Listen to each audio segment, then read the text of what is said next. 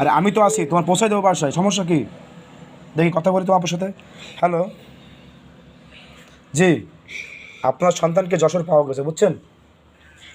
যদি আপনি নিতে ইচ্ছুক হন তাহলে অবশ্যই চলে আসবেন যশোরে, ঠিক আছে? যশোর, যশোর, যশোর। আপনি আপনি যশোরে একদম যশোর রেল স্টেশন আছে না, যশোর রেল স্টেশনে আপনি ওই জায়গায় আসবেন। আসার পরে আপনি কাইন্ডলি একটু ফোন দিবেন, বুঝছেন? হ্যালো,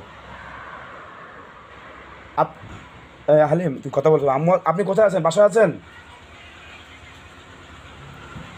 ঢাকা রিক্সা চালান? তাহলে আব্দুল হালিমের আম্মুর নাম্বার আছে না? তাহলে কাইন্ডলি একটু আম্মুর নাম্বারটা দিবেন আপনি।